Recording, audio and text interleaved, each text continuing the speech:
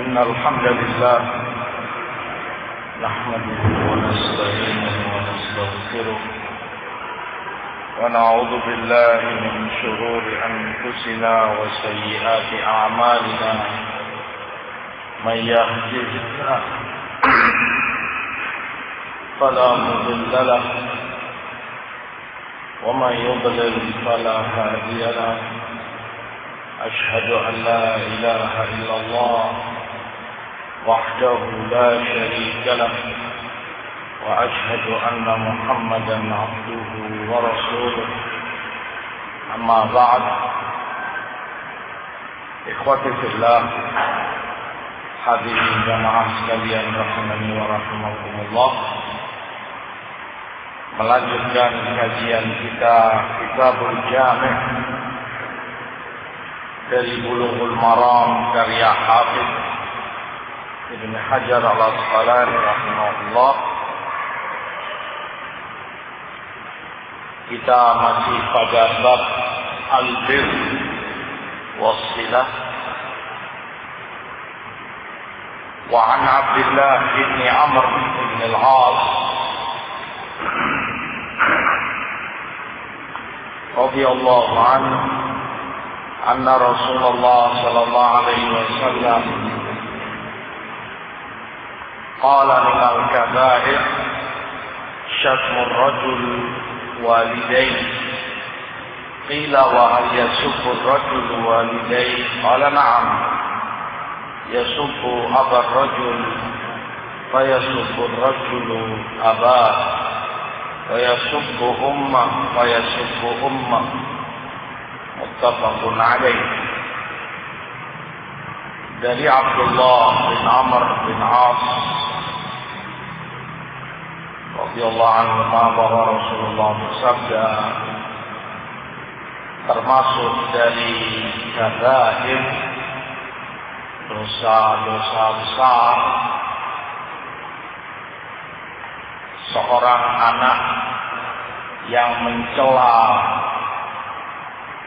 memaki kedua orang tuanya. Para sahabat pun bertanya, apakah mungkin seorang anak mencaci maki kedua orang tuanya? Maka Rasulullah jawab, iya,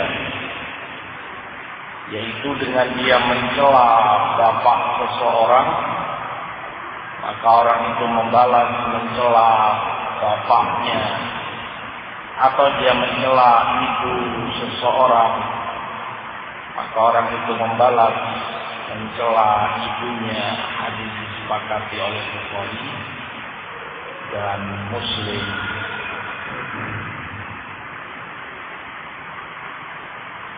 Hadis tentang kabair, dosa-dosa besar, kabirah. Kabair ini para ulama sebutkan suatu dosa yang begitu besar kemaksiatannya sehingga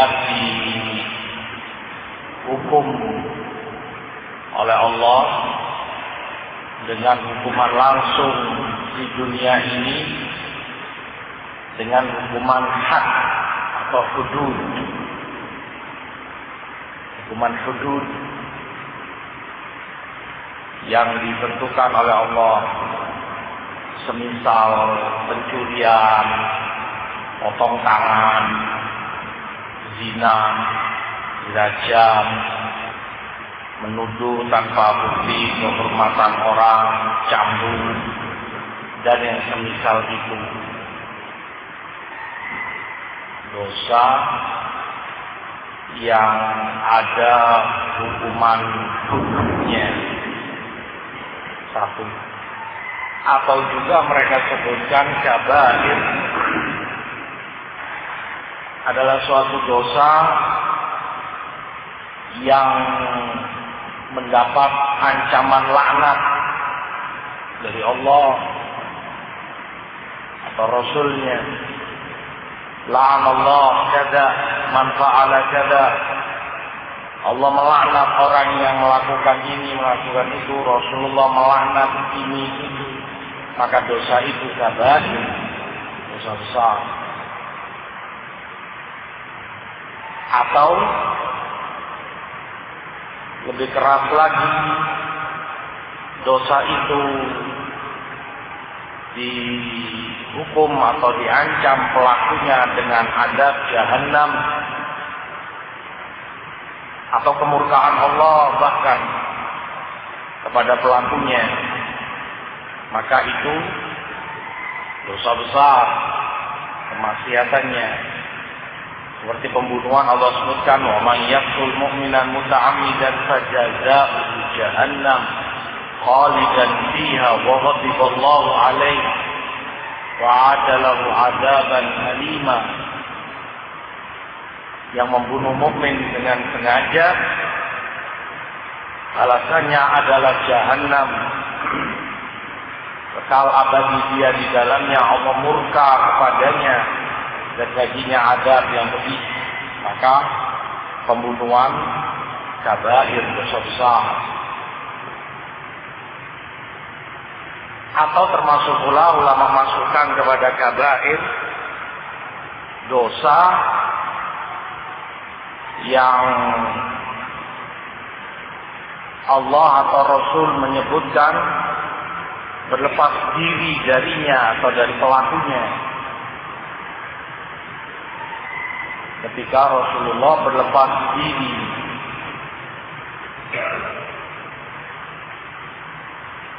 atau dikatakan bukan dari beliau atau bukan dari umat beliau yang melakukan ini itu, laisa minna man syaqqal juyub wa darabal hudud wa da'a bi da'wa jahiliyah.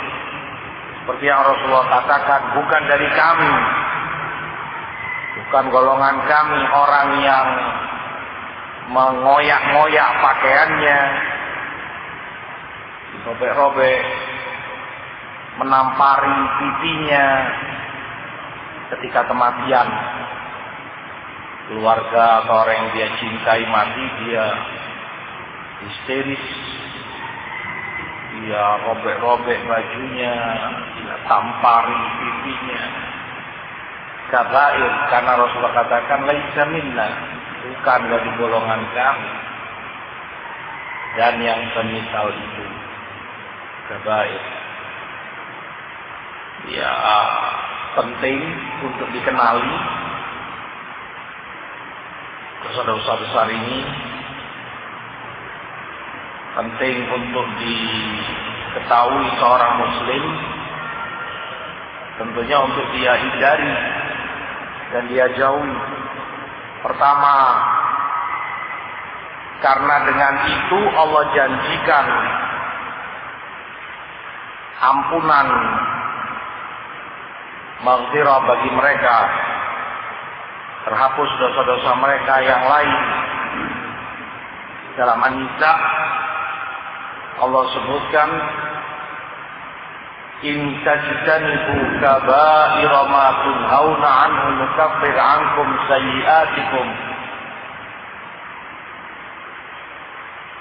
Jika kalian meninggalkan, menjauh dosa-dosa besar yang kalian dilarang darinya, akan kami hapus dosa-dosa kalian yang lainnya. Maka perlu dikenali apa saja kabair itu, dosa-dosa besar, perlu diketahui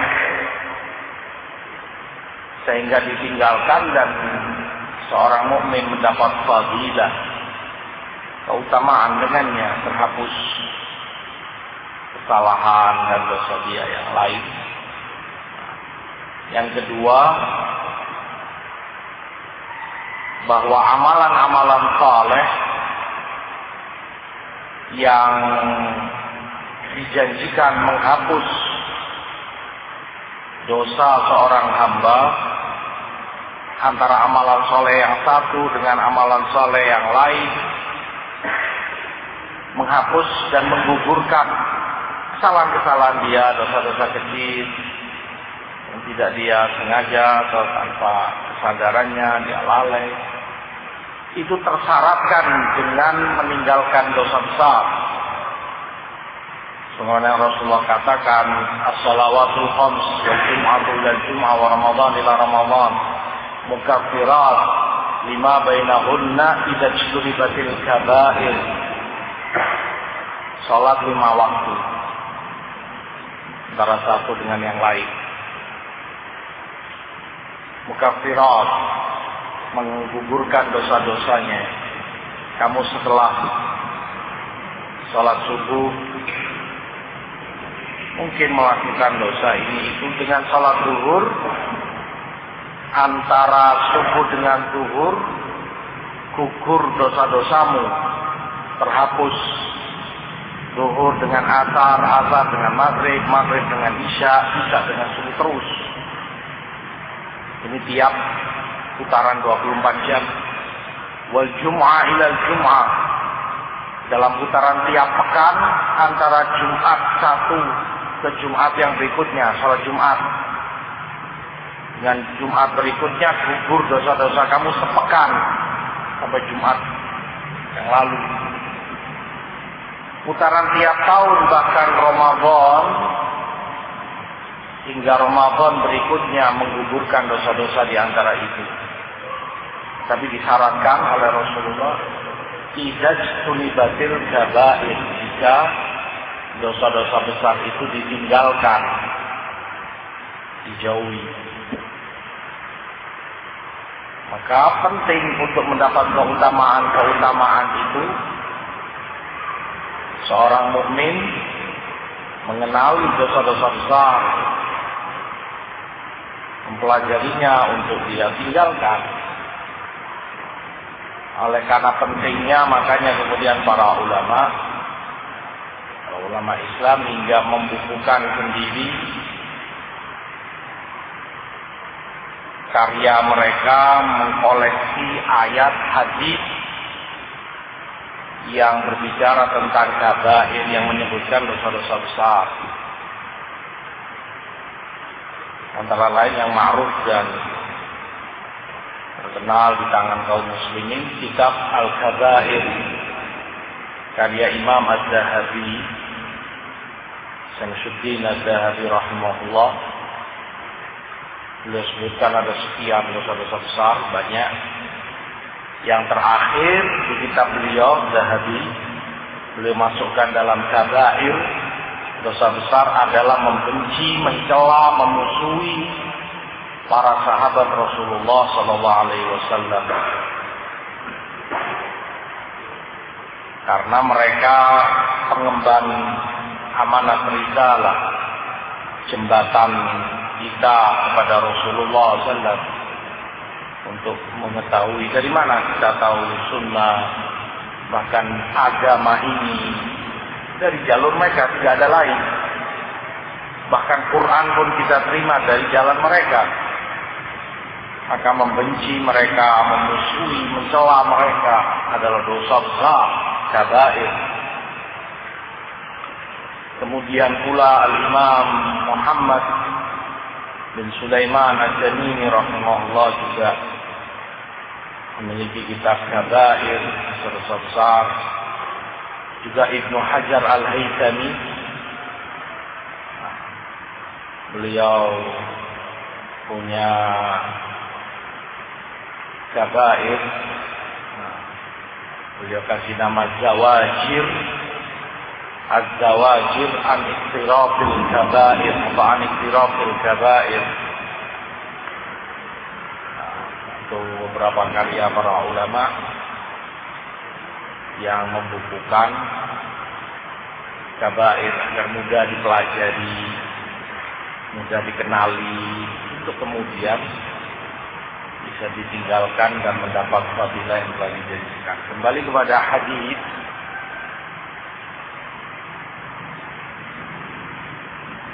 bahwa kabair berarti dosa itu kabirah, besar,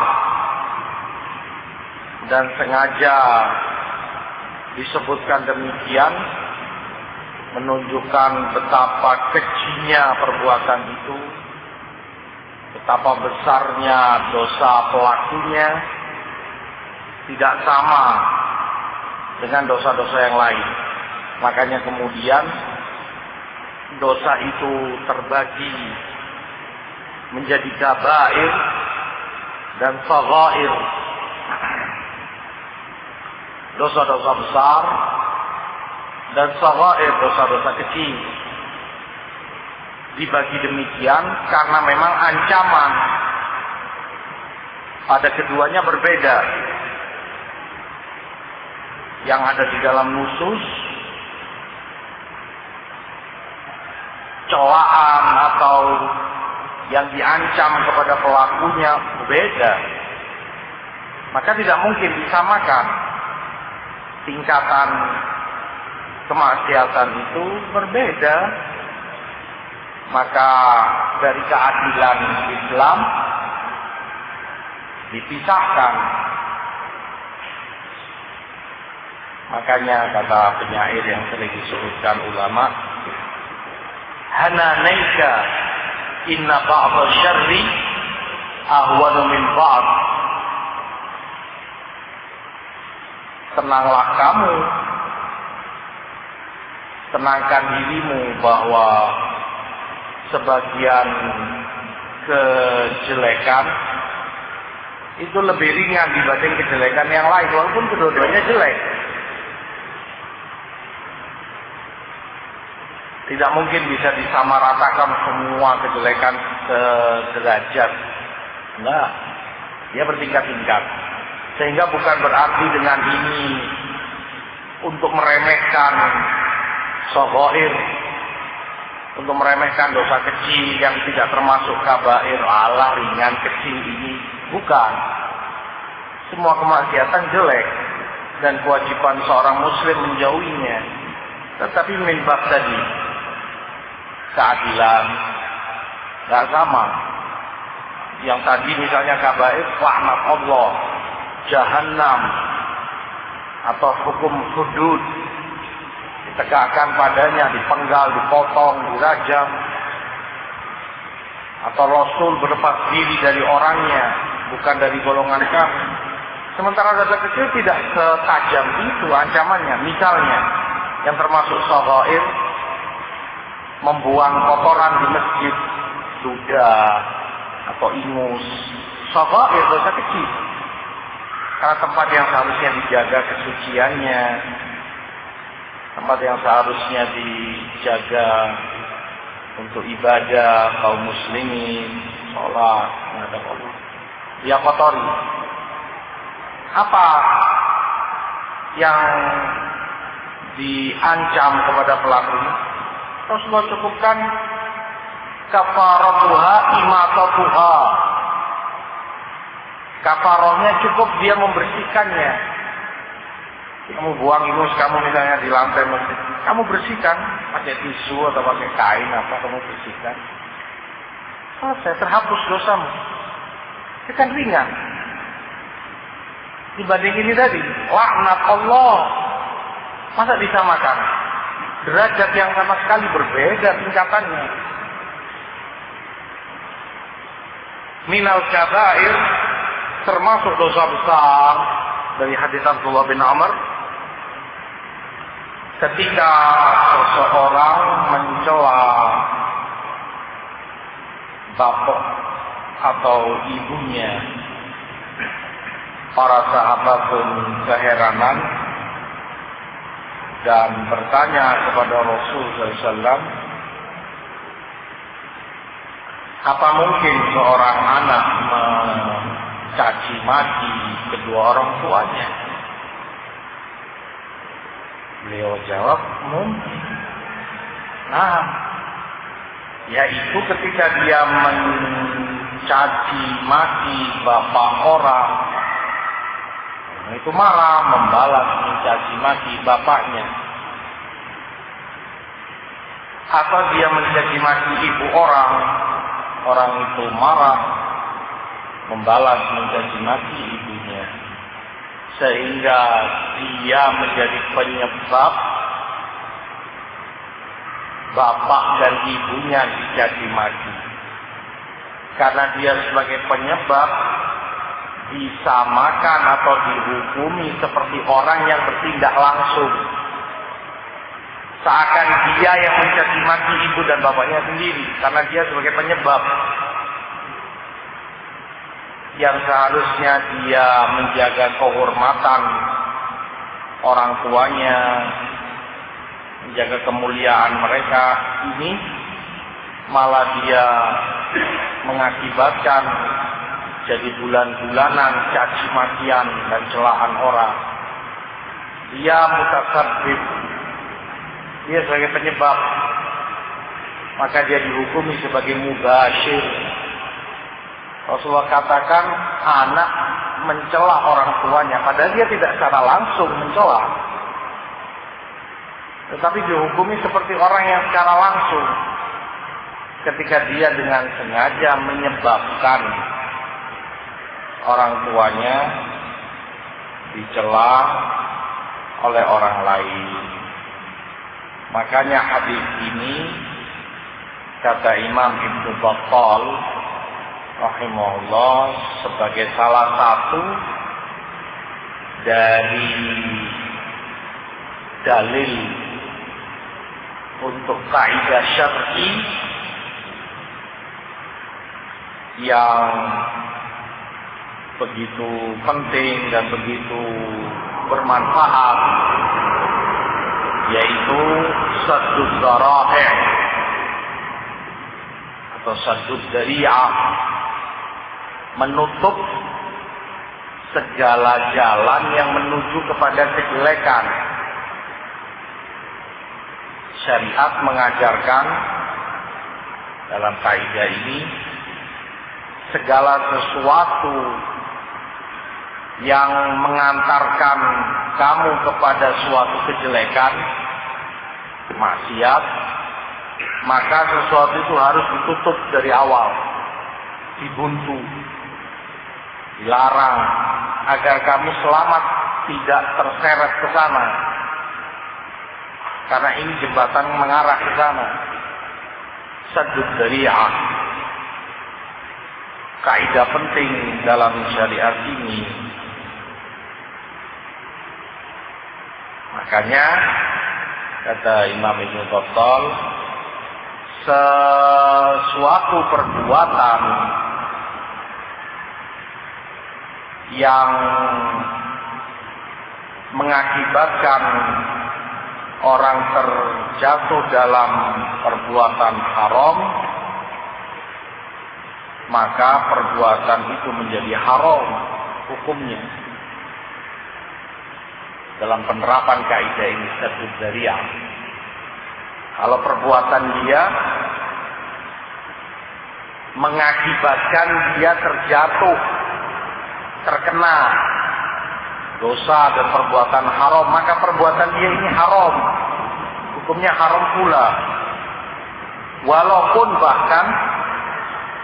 bahkan walaupun kalau dia tidak berniat ke arah sana, dia tidak bermaksud. Mungkin dia berdalih, wallahi saya nggak bermaksud itu, saya nggak niat, maksud saya cuma ini. Walaupun, tetapi perbuatan ini mengarah dan mengakibatkan kamu jatuh dalam perbuatan haram yang itu, maka itu menjadi haram. Dan itu banyak penerapannya, aplikasinya. Selain hadis ini, pegangan para ulama antara lain firman Allah di dalam Al-Qur'anul Karim, وَلَا تَسُبُّوا الَّذِينَ يَدْعُونَ مِن دُونِ اللَّهِ وَيَسُبُّوا اللَّهَ عَدْوًا بِغَيْرِ عِلْمٍ. Jangan kalian mencela yang dimintai selain Allah, didoai Tuhan mereka, musyrikin. Jangan kalian celah, karena bisa mengakibatkan mereka mencela Allah tanpa ilmu, balas. Karena kalian permainkan Tuhan mereka, sesembahan mereka kamu celah, mereka pun membalas, mencela Allah tanpa ilmu dan dengan kejahilannya. Seperti kata Imam As-Sa'di, Allah melarang mukminin dari perbuatan yang semula itu boleh, bahkan disyariatkan, yang disembah selain Allah, yang dituhankan selain Allah itu masyru' untuk dicela, pantas untuk dicela, karena dia batil dan tidak benar dituhankan selain Allah. Baik mencela mereka itu hukum asalnya. Tetapi ketika itu menyebabkan mereka, para penyembahnya, mencela Allah, maka jadi haram perbuatan itu, dilarang. Bukan karena mencela mereka itu nggak benar, tetapi kekhawatiran besar itu akan menyebabkan Allah yang dicela, yang seharusnya setiap mukmin muwahhid menjaga kemuliaan Allah, menjaga agar Allah tidak dicela dan tidak dipermainkan oleh musyrikin. Dan ini pula sesuai dengan tadi masuk dalam kaidah lain yang serupa. Para ulama sebutkan al-wasail laha ahkamul maqasid. Wasilah itu hukumnya sama seperti maqasidnya. Maqasid itu tujuan atau yang terarah ke sana. Wasilah jalannya, jembatannya. Seperti apa hukum tujuan itu, maqasid itu, seperti itu pula sama hukum wasilahnya. Kalau diterapkan di sini hadis, karena mencela orang tua itu haram, itu maqasid, dosa besar. Secara langsung anak memaki-maki orang tuanya, mencaci maki, mencela, haram. Maka wasilah segala sesuatu yang mengakibatkan orang tua kamu dicela dan dicaci maki menjadi haram pula. Makanya Rasulullah larang seorang mencela orang tua orang lain. Kamu dilarang memaki bapak atau ibu orang lain. Wasilah agar orang tua kamu tidak dicela, kamu sebagai penyebabnya. Kata Imam Al-Mawardi dari ulama Syafi'iyah, beliau sebutkan antara lain contoh penerapan kaidah-kaidah ini, larangan jual beli barang yang semula halal kalau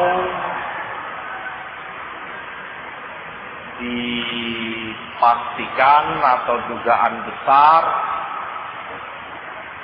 orang itu menggunakannya untuk yang haram. Misalnya kamu pedagang kain sutra, halal, kain sutra diperdagangkan, jual beli.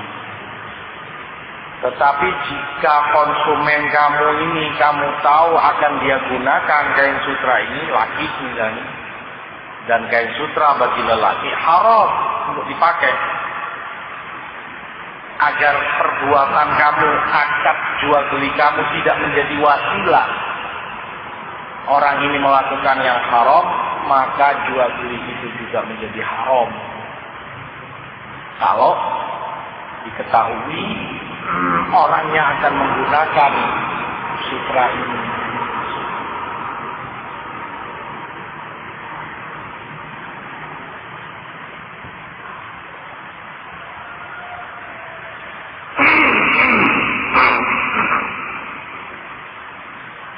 Demikian pula contoh lain beliau sebutkan larangan orang melihat anak kecil yang belum keluar jenggotnya, belum keluar jambannya, belum keluar kumisnya, apalagi kalau itu putih, apalagi kalau itu tampan. Dilarang untuk dilihat. Kalau dikhawatirkan dengan itu terseret orang kepada perbuatan haram, bisa melakukan apa yang dilakukan oleh kaum Nabi Lut, homoseks, yang semula anak laki tidak haram untuk dilihat sesama lelaki. Hukum asalnya boleh, yang terlarang kan wanita. Tetapi ketika ini menjadi wasilah orang jatuh dalam maksiat yang lebih besar, maqasid, maka wasilah itu pun menjadi haram akhirnya. Nggak boleh. Bahkan para ulama salaf seperti At-Tsauri sebutkan, aku melihat bersama wanita itu ada satu syaitan menggoda, syahwat, provokasi untuk melakukan yang haram. Satu ekor syaitan pada satu wanita ini menggoda. Tetapi aku dapati pada amrot ini atau murdan, anak-anak yang mulai beranjak dewasa, belum juga abidi atau sekitar itu, umur 9, 10, kurang lebih, belum keluar rambut di wajahnya. Ini aku melihat bersamanya ada 7 ekor syaitan. Semakin berat godaannya untuk orang melakukan maksiat. Wal'iyadzubillah.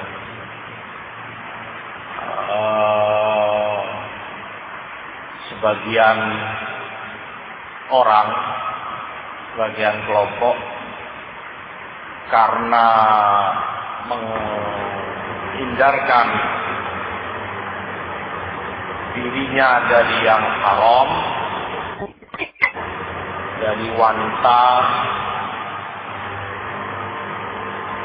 bahkan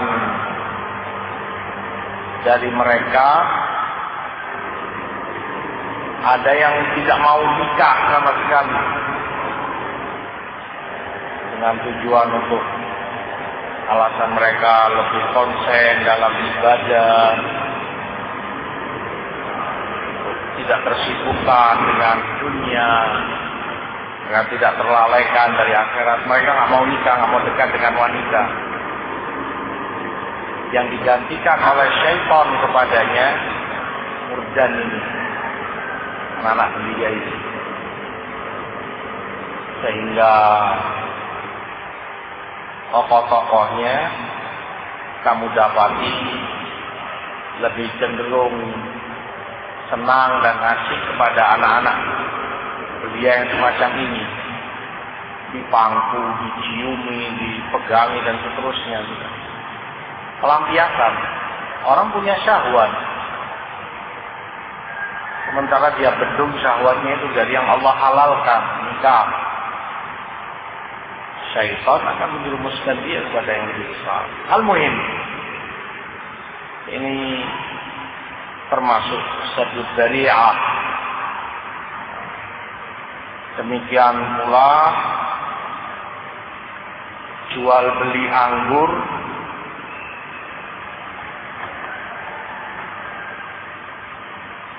kepada orang yang diketahui akan membuat khamr dengannya, minuman keras. Kamu tahu akan digunakan itu untuk minuman keras, atau jual beli botolnya misalnya. Semula halal jual beli botol, tapi kemudian kamu tahu itu akan digunakan sebagai tempat wadah khamr misalnya, dan menjadi haram. Wasilah itu mengikuti hukumnya maqasid. Apa tujuannya? Dengan demikian hadis pula, kata Imam Ibnu Abi Jamrah, dalil yang menunjukkan bolehnya beramal atau berhukum berdasarkan ghalabatul dhann, berdasarkan dugaan kuat, bukan sesuatu yang pasti. Dari mana itu? Terambil dari hadis ini juga. Ketika kamu mencela bapak orang, apa pasti 100% orang itu mencela bapak kamu? Belum tentu. Iya kan? Bisa jadi dia nggak mencela bapakmu tapi nampar kamu. Atau mungkin dia diam misalnya, nggak membalas. Semuanya mungkin. Tetapi kemungkinan terkuat, kemungkinan terbesar adalah dia membalas. Itu hukum keumuman orang. Kamu celah bapaknya, dia akan membalas mencela bapak kamu. Ya bapak kamu itu yang begini-begini. Makanya boleh di dalam syariat menentukan hukum berdasarkan dhannul ghalib, dugaan kuat. Dugaan yang punya korinah kuat, punya dasar kuat dugaan kita, walaupun bukan sesuatu yang pasti memang. Dan tadi contoh-contoh yang ulama sebutkan semuanya ghalabatul dhann. Tadi misalnya jual beli sutra, kamu tahu dugaan kuat akan dipakai, belum tentu pasti tidak, tapi dugaan kuat. Atau yang semisalnya tadi, boleh. Tidak harus hukum itu berdasarkan sesuatu yang pasti dan 100%. Tidak. Dengan ghalabatul dhann pun boleh menentukan hukum.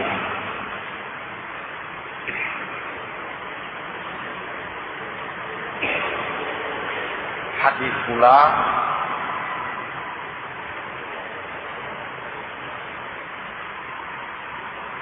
menunjukkan seorang murid hendaknya kembali kepada gurunya bertanya tentang sesuatu yang tidak dia pahami. Ketika dia mendengar penjelasannya, belajar ilmu kepadanya, ada sesuatu yang iskal, dia nggak paham.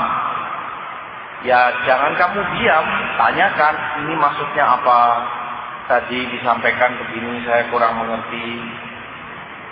Minta klarifikasi, minta penjelasan, dan seterusnya. Karena para sahabat, ketika mereka nggak paham, nggak ngerti apa mungkin anak mencela orang tuanya. Tanya ke Rasulullah. Maka demikian seharusnya. Hadis pula jelas terkait bab bahwa kewajiban seorang anak adalah menjaga kehormatan kedua orang tuanya karena besarnya hak mereka agar seorang anak tidak menjadi sebab untuk kehinaan kedua orang tuanya, apalagi dia memang yang secara langsung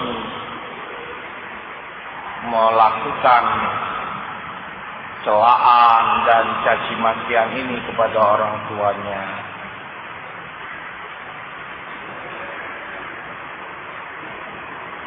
Hadis pula berarti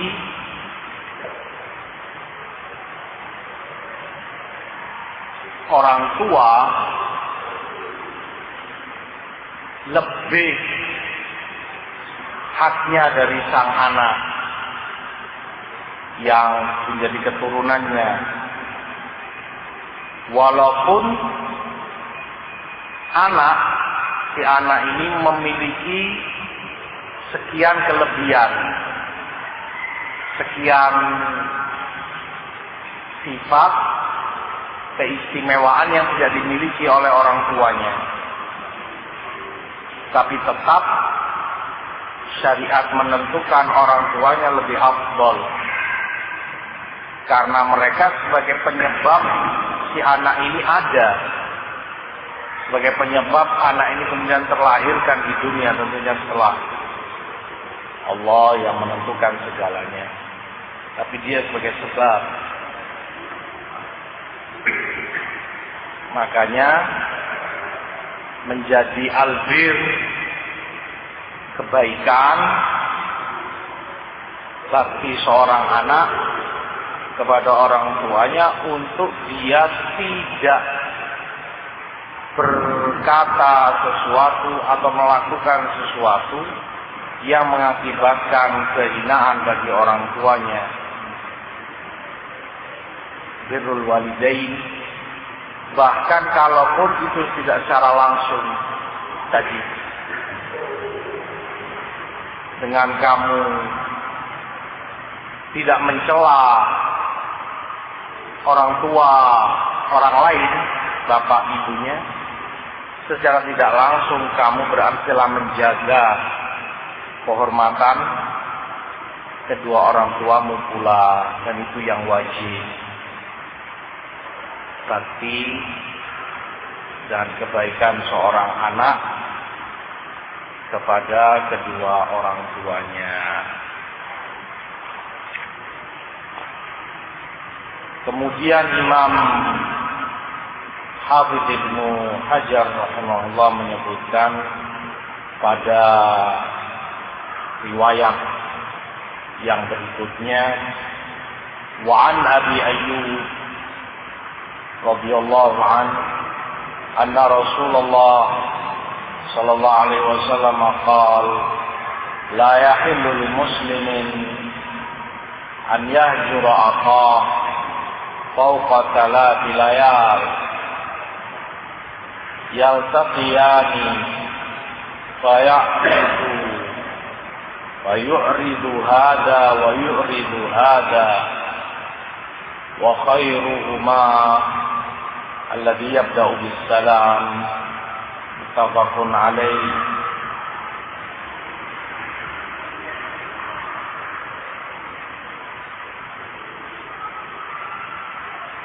Dari Abu Ayyub bahwa Rasulullah SAW bersabda, tidaklah halal bagi seorang muslim menghajar, memboikot saudaranya lebih dari 3 malam di mana keduanya saling bertemu, yang ini berpaling, yang itu pun berpaling, dan yang terbaik dari keduanya yang mulai memberi salam. Ini disepakati oleh Bukhari dan Muslim dalam sahih keduanya.